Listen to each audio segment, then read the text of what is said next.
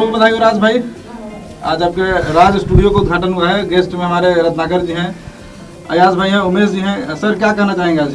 अब ये बढ़ते रहे ऐसे ही और अच्छे और स्टूडियो खोलें। एक से काम तो होने वाला है नहीं, क्योंकि इतने ज़्यादा गाने बन रहे हैं कि अब स्टूडियो की बहुत ज़रूरत है। और अच्छे साउंड्स जो है वो काफ़ी सुने हम लोगों ने। तो ये भोजपुरी में मेरे हिसाब से अब इनके पास काम ज़्यादा हो जाएगा, तो अब हम लोग का पता नहीं गाना रिकॉर्ड हो पाए कि वर्ल्ड वाइड से ही फुर्सत नहीं मिलेगा, दूसरा कहाँ से रिकॉर्ड होगा? हाँ, तो वो अब देंगे, टाइम देंगे तब हम करवाएंगे। आपके शरण में है सर। तो अब क्योंकि साउंड बहुत अच्छे हैं एंड साउंड क्वालिटी जो मैंने सुना भी तो वो बहुत अच्छा है, तो काफ़ी अच्छा करेंगे।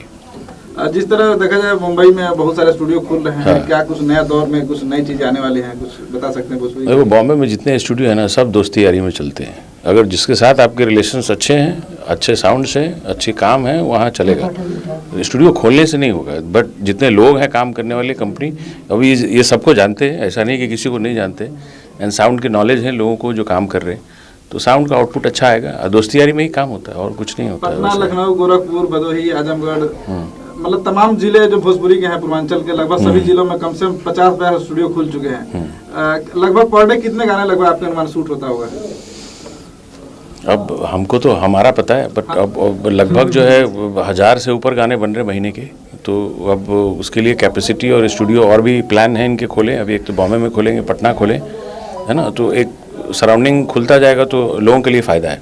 क्या कुछ कहना चाहेंगे राज भाई? बहुत बहुत धन्यवाद देना चाहूँगा, और स्पेशली कि सर आप आएँ हमारे स्टूडियो पे और आपके यहाँ से ओपनिंग हुआ, ये बहुत खुशी की बात मेरे लिए है। और बाकी हम लोग चाहते हैं कि अच्छे गाने बने और अच्छा काम करेंगे हम लोग। तो नया उद्घाटन में कुछ ऑफर निकला है कि नहीं? ऑफर था ही सर है, फ्री रिकॉर्डिंग नहीं सर है तो सब है कोई दिक्कत नहीं। तो करेंगे, साउंड अच्छा आएगा ना। सब साउंड के लिए ही लोग हैं, क्योंकि जितने सिंगर हैं और जितने म्यूजिक डायरेक्टर हैं वो सब साउंड के पीछे ही रहते हैं कि कहाँ से बेस्ट साउंड आएगा, तो अच्छा करना चाहिए। अयाज भाई आप भी गाना गा रहे हैं आजकल, क्या रिकॉर्डिंग? नहीं, मैं गाना तो नहीं गा रहा हूँ, लेकिन जब भी मौका मिलता है कुछ ऐसे गाने गा लेता हूँ जो लगता है कि मेरे रेंज का है, मैं कुछ इसमें कर सकता हूँ। मैं सिंगर तो नहीं हूँ, एक्टर हूँ। नहीं, बहुत सारे ऐसे लोग हैं, मैं गाना नहीं गाया, मैं तो ऐसे टाइम पास गाना गा लेता हूँ, वो भी अपने चैनल के लिए कि चलो, हाँ, ब्लॉग के लिए कुछ की। कभी पब्लिक बोलती है कि भैया आप कुछ गाने गुनगुना दिया कीजिए, तो कभी 2-4 गाने गा देता हूँ। और अभी वक्त लगेगा, शूटिंग से कुछ फ्री होऊंगा तो राज भाई के स्टूडियो में आके गाना गा लूँगा। आप बताइए, भविष्य में क्या रत्नाकर जी गाना गा सकते हैं? डेफिनेट। सबसे बड़ी चीज़ कोई भी काम करने के लिए इंसान में वो जुनून चाहिए और डेयरिंग चाहिए और आत्मविश्वास। वैसे सुरीले तो हैं बहुत, तो बिल्कुल। तो रत्नाकर भैया ने जो है हमारी इंडस्ट्री को बहुत कुछ दिया है और इंशाल्लाह आगे देंगे भी, और बहुत कुछ नया कर रहे हैं और करेंगे भी, ये उम्मीद है। क्योंकि आज इंडस्ट्री ऐसे ही प्रोड्यूसर्स, ऐसे ही म्यूज़िक कंपनियों से टिकी हुई है, और मैं उम्मीद करता हूँ कि ये लोग अभी हमारी इंडस्ट्री के लिए, भोजपुरी इंडस्ट्री के लिए बहुत कुछ करेंगे। उमेश भाई, अभिनय के साथ साथ कितना संगीत में आपको मन लगता है? एज स्टूडियो के लिए क्या कुछ करना चाहेंगे? मैं सबसे पहले राज भाई को बधाई दूंगा। महादेव इन्हें दिन दूनी रात चौगनी तरक्की दे। और इस स्टूडियो का जो ओपनिंग किए हमारे भैया रत्नाकर भैया, तो अभी स्टूडियो तो 100% अच्छा ही चलेगा, क्योंकि इंडस्ट्री में अगर भोजपुरी फिल्म को अगर कोई ऊंचाई दिया या जो सैटेलाइट वगैरह का जो रेट बढ़ाया, तो रत्नाकर भैया ही बढ़ाए हैं।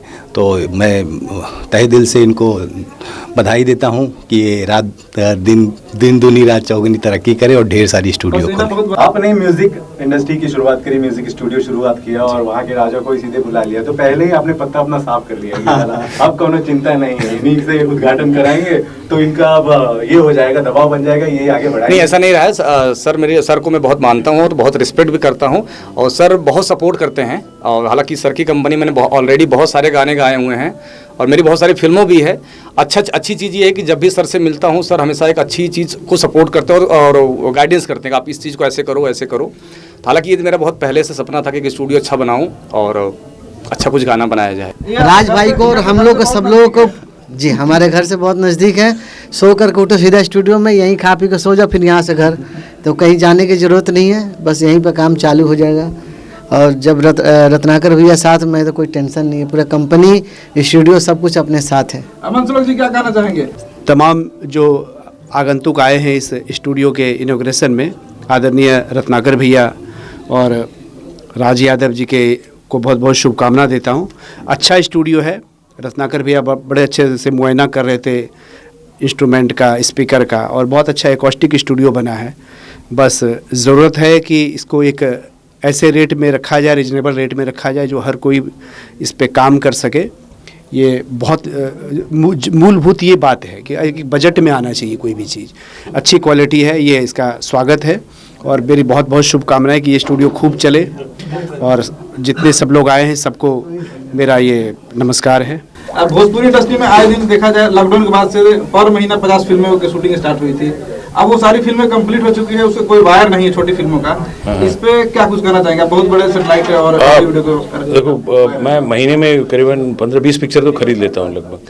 बट क्या हो रहा है कि जो क्वालिटी मूवी आ रही है, वो क्वालिटी मूवी लोगों के देखने के बाद जो है वो सैटेलाइट पे चली जाती है। बट वैसी मूवी ना बनाएं, या तो किसी से कंसल्ट करके आप बनाएं, वो बहुत इंपॉर्टेंट है। क्योंकि जो देखने वाले लोग हैं वो दर्शक चेंज हो चुके हैं। बट वो चीज़ की जानकारी नीचे अगर नहीं है तो उस चीज़ की जानकारी कंपनियों से डिस्कस करें, जितनी भी कंपनियां हैं जो बायर हैं, तो उसको देख करके ही पिक्चर बनाएं। क्योंकि बहुत सारी पिक्चरें हैं, 250-300 पिक्चरें मार्केट में, बट उसमें से सब सेलेक्टिव जो कुछ मूवी है वही जा रही है। तो उस चीज़ से संभलें सारे प्रोड्यूसर्स और अच्छी पिक्चर बनाएं। क्या कॉर्पोरेट भोजपुरी को सपोर्ट नहीं कर रही, इस वजह से सेटेलाइट कॉर्पोरेट है? देखो, जो मैक्सिमम 2-3 जो बायर हैं और 3-4 चैनल्स हैं, तो कॉर्पोरेट की सपोर्ट तो रहते हैं। जो जितने भी अच्छे चैनल्स हैं उसकी सपोर्ट तो ऑलवेज अच्छी पिक्चरों की रही है।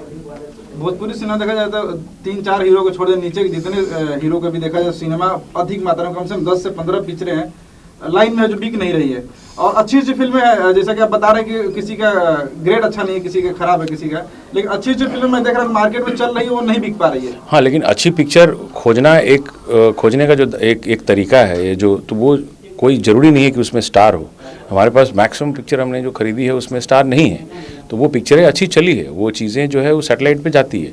तो वही है कि क्वालिटी का जो आकलन है वो जब तक 3-4 लोग बैठेंगे नहीं, देख करके ही आकलन उसमें निकालते हैं। क्योंकि हर एक लोग की पिक्चर जो, क्योंकि सारे लोग मेहनत करके पिक्चर बनाते हैं, उनको बनाते बनाते अंदाज नहीं हो पाता है कि मैंने क्या बनाया है। तो उसको आकलन करने के लिए लोग बैठें, तो वो चीज़ देख करके ही मूवी बनाएं, या पहले से पता करके बनाएं तो बेहतर है। देखा जाए तो पर डे कम से कम नए निर्माता आ रहे हैं, 10 नए निर्माता, 10 हाँ, बिल्कुल आते हैं। लेकिन उन लोगों की जानकारी है या नहीं मुझे नहीं मालूम, उन लोगों से कुछ कहना चाहेंगे आप? वो पिक्चर बनाने के बाद ना आए, पिक्चर बनाने के पहले अगर आते हैं तो उनको जितना मैक्सिमम गाइडलाइन जो लोग, जितनी म्यूज़िक कंपनियां हैं यहाँ पे या जितने बायर्स हैं, वो सलाह देते ही हैं। ऐसा तो नहीं है कि नहीं देते हैं। बना के आने के बाद जो है वो डिफ़िकल्ट हो जाता है थोड़ा।